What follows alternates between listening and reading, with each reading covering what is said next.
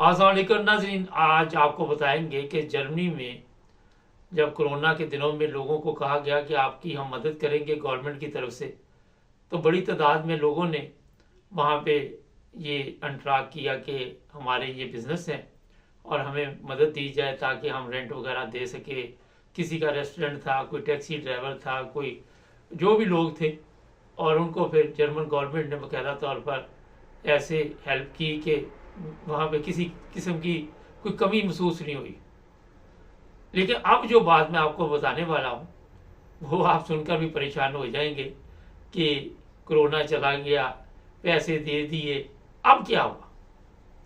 सबसे पहले मैं थोड़ा सा बता दूं, लोग कहते हैं जी आप तफसील बड़ी लंबी बताते हैं कि जब भी किसी मुल्क में आपको कोई सहूलत दी जाती है तो वहाँ पे होता ये है कि जो तो लोग उसके मुस्तहिक होते हैं वो तो चलो अपनी जगह ठीक है, मगर वहाँ पे वो फ्रॉडी प्रोग्राम भी शुरू हो जाता है और फ्रॉड के ज़रिए पे पैसे जो है वो गवर्नमेंट से ले लिए जाते हैं कि वो कौन पूछेगा इस वक्त आप ना। हुआ ये है कि कुछ 4 से 5 लाख लोगों ने गलत इनकम शो की। अब जर्मनी जैसे मुल्क में गलत इनकम कैसे शो की गई, उसमें कौन मुलव्वस है, क्योंकि मुझे जहाँ तक इल्म है कि जो सेल्फ एम्प्लॉयर है, जो सेल्फ स्टैंडिंग है, उनके जो स्टे ऑपरेटर है वो अंतराग करते रहे। लेकिन अब 16,000 के करीब सिर्फ ऐसे केस सामने आए हैं जो बर्लिन में। तो पूरे जर्मनी में बताया जा रहा है कि 4 से 5 लाख लोग ऐसे हैं जिन्होंने 2 नंबरी की और गलत पेपर देकर गवर्नमेंट को टीका लगाया। अब हुआ ये कि जब गवर्नमेंट ने छानबीन शुरू की तो कुछ केस सामने आए। उसके बाद प्रोग्राम ये बना कि ये जितने लोग हैं इनकी इंक्वायरी की जाए और ये नहीं कि सिर्फ वो रकम वापस देंगे, साथ सजा भी होगी। जर्मनी में कवानीन बड़े सख्त है और आप अगर एक दफ़ा अपना रिकॉर्ड ख़राब, पूरे यूरोप में ही ऐसे ही है लेकिन अभी जर्मनी की बात कर रहे हैं, तो अगर एक दफ़ा आपका रिकॉर्ड ख़राब हो गया तो काफ़ी मुश्किल बन जाती है ज़िंदगी में। इसलिए मैंने आपको अभी से बता दिया कि उसमें कौन कौन मुलव्वस है, और मेरा अपना ख्याल है कि जो भी लोग उसमें मुलव्वस है उनमें गैर मुल्की भी होंगे। ये तो नहीं हो सकता कि सिर्फ जर्मन हो, और जो भी गैर मुल्की इसमें मुलव्वस है उनके लिए अब सख्त दिन आने वाले। और क्या जुर्माना वो करते हैं, वैसे होता ये है कि फ्रॉड जो है उसमें जाली पेपर बड़ा जुर्म समझा जाता है जर्मनी में, ये आपको भी पता है। लेकिन किस तरह ये किया गया मुझे याद है, मेरे एक जानने वाले थे तो वो जर्मनी में बिजनेस करते थे तो कहीं से सामान लेते थे, पुरानी बात है, तो वहाँ पे एक दिन छापा पड़ गया जहाँ से सामान लेते थे। अब इनके पेपर वहाँ से मिल गए। हुआ ये कि जो सामान ये लेते थे वहाँ आधे वो सही लीगल होता था, आधे कच्ची पर्ची पे होते थे, इस तरह बताया जाता। और फिर वो बाद में जब टैक्स वाले पढ़े तो इनके भी पेपर हाथ आ गए और जितने और भी वहाँ से सामान लेते थे वो सबकी फिर मंजी ठोक दी कि उन्होंने अच्छी तरह ठोकी। फिर तो होता ही है कि पकड़ा एक दो बंदा जाता है और उसके बाद इस तरफ तवज्जो चली जाती है। एक गवर्नमेंट अगर सहूलत देती है तो मेरा ख्याल है कि उससे जायज़ फ़ायदा उठाना चाहिए और ये नहीं करना चाहिए कि जनाब अब हमें इन्होंने पूछना नहीं है और कोई हिसाब करने वाला नहीं यहाँ पे होगा। लेकिन जो लोग जर्मनी में रहते हैं उनको पता है कि वहाँ पे पैसे माफ़ नहीं होते। कल ही टिकटॉक पे एक साहब मुझे पूछ रहे थे कि इस तरह कुछ रकम मेरे अकाउंट में ज़्यादा आ गई किसी ऑफर से, तो मैंने कहा उनसे जाके पूछ लो जाके कि क्यों ऑफर ज़्यादा रकम आपने भेज दी है, तो वो आपको क्लियर कर देंगे, बजाय इसके कि आप बैठे रहें तो कल को वो आपसे पूछें। बेहतर ये है कि इसमें इज्जत होती है कि खुद जाके पूछे जनाब ये किस हिसाब से ये रकम आई है।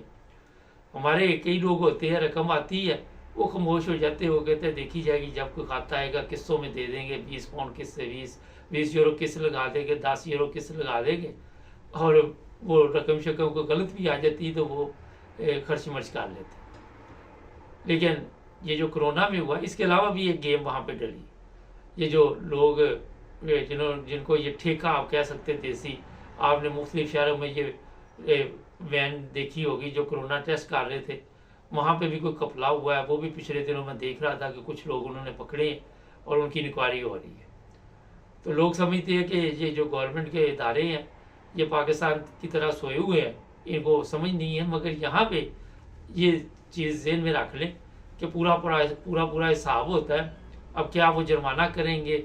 मेरा ख्याल जेल शेल तो नहीं डालेंगे, एक उल्टा खर्चा होगा। वो होता ही है जर्मनी में कि अगर आपको जुर्माना हुआ है तो वो कहेगी जनाब अगर आपने जुर्माना नहीं दिया तो इतने दिन जेल काटनी पड़ेगी, और इस तरह के कवानीन जर्मनी में मौजूद हैं। लेकिन अगर आप ये जुर्माना दे दें तो फिर आपको जेल नहीं जाना पड़ेगा। अगर आप कस्टम से गुजर रहे हैं और आपने डिक्लेयर नहीं की चीज़ें और ग्रीन चैनल से गुजर गए तो आगे से कस्टम वालों ने पकड़ लिया तो आपके पास से जो कुछ निकला जितने का वो कस्टम पड़ेगा उतना ऊपर से फिर जुर्माना भी पड़ेगा, और फिर वो आपको वहीं पे छोड़ देगा। क्योंकि छोटा मोटा अगर कोई बड़ा है तो फिर वो अदालत में जाना पड़ेगा, सरकारी वकील जनाब फिर जो स्टट्सन बादशाफ्ट है वो फिर अदालत में भेजता केस को। तो जिन लोगों ने इस तरह पैसे लिए हुए हैं अभी से वो अपना बंदोबस्त कर लें, क्योंकि उनके खिलाफ घेरा तंग हो रहा है। ये भी मैं बता दूँ ये सिर्फ जर्मनी में नहीं, यूके में भी लोगों ने बड़ी बड़ी गेम डाली हुई है।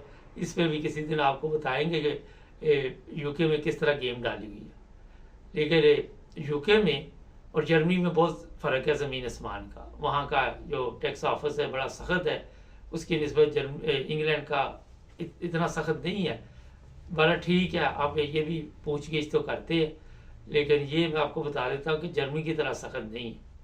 तो यहाँ पे भी बेशुमार लोगों की इंग्लैंड में भी इंक्वायरी हैं, लेकिन ये मैं आपको एक अलग प्रोग्राम में कोशिश करूँगा बताने की। फ़िलहाल जनाब ये मैंने आपको इन्फॉर्मेशन दी है। अब आपने अपने शेयर ऑपरेटर से अपने अकाउंटर से रब्ता कायम कर लें, अपने पेपर शेपर चेक कर लें, क्योंकि जब भी कोई बच्चा इम्तिहान दे के आता है ना तो उसको पता होता है कि मैंने कौन सा वहाँ पे कारनामा अंजाम दिया। और जिसका पेपर ज़रा अच्छा नहीं होता वो आके यही कहता दुआ करें दुआ करें। तो ये अब आपने देखना है कि दुआ की ज़रूरत है या आपने अपने पेपर वगैरह बिल्कुल क्लियर किए हुए हैं। और अगर कोई हमारे पाकिस्तानी भाई खुदा न खास्ता इस काम में मुलव्वस है तो उन्हें अभी से अपने ऊपर नज़रसानी करनी चाहिए और अपने मामलात को ठीक करना चाहिए। नाज़रीन ये तरक्की याफ्ता ममालिक है और यही इनकी तरक्की का राज है कि ये आपका एक पेंस भी नहीं रखते और आपके से जो भी पैसे हो वो भी वसूल करते।